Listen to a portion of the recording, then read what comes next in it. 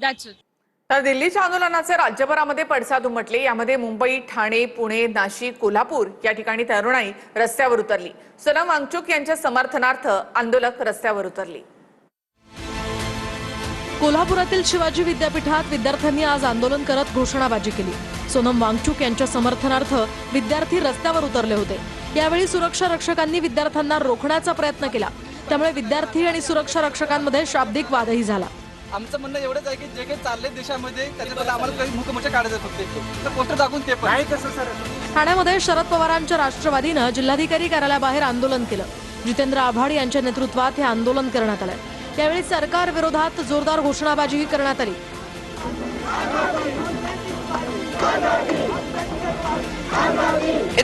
और आज जो सोनम वांगचुक के साथ हो रहा है, इतना खराब तरीके से रिटेलिएट कर रहे और सप्रेस करने की कोशिश कर रहे, इतना खराब ब्रिटिश गवर्नमेंट भी नहीं थी।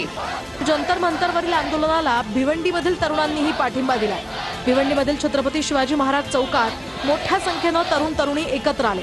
त्यांनी सोनम वांगचुक यांच्या समर्थनार्थ जोरदार घोषणाबाजी केली।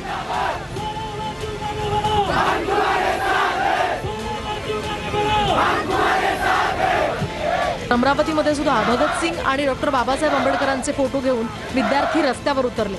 केंद्रीय शिक्षण मंत्री धर्मेंद्र प्रधान यांच्या राजीनाम्याच्या मागणीसाठी या तरुणांनी शहरात मोर्चा काढला। या मोर्चातून तरुणांनी सीजेपीला पाठिंबा दिला।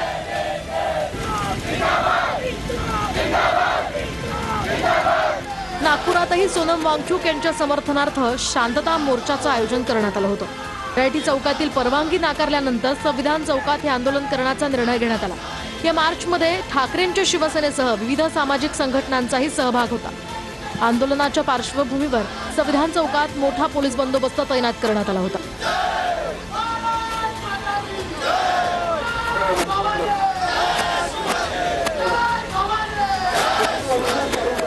जो education minister Dharmendra Pradhan sir है वो अपने पोजीशन से रिजाइन दे, पर हमारी सरकार जो है वो गूंगी बहरी अंधी होकर बैठ चुकी है, जिनको ये चीज सुलाई नहीं आ रही इतने टाइम।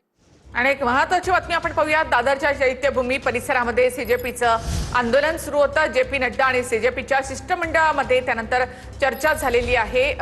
नड्डांनी कॉकरोच पार्टीला आंदोलन थांबवण्याची विनंती देखील केलेली आहे। तर सकाळी 11:50 कॉकरोच पार्टीच्या शिष्टमंडळाशी चर्चा झाल्याचं नड्डा यांनी म्हटलं। सीजेपी शिष्टमंडळाने 4 वाजता लिखितमध्ये आपल्या मागण्या मांडल्या असंही त्यांनी म्हटलेलं आहे। तर मागण्या मान्य होईपर्यंत आंदोलनावर ठाम असल्याचं सीजेपीनं म्हटलेलं आहे। अधिक माहिती आपण घेऊयात आमचे प्रतिनिधी अक्षय मंकण यांच्याकडनं। अक्षय, नड्डांचं असं म्हणणं आहे की साधारणतः 12 वाजल्यापासून ही चर्चा सुरू होती। 4 वाजता लिखितपणे मागण्या मांडण्यात आलेल्या आहेत। आंदोलन मागे घ्या अशी विनंती जेपी नड्डांनी केली आहे।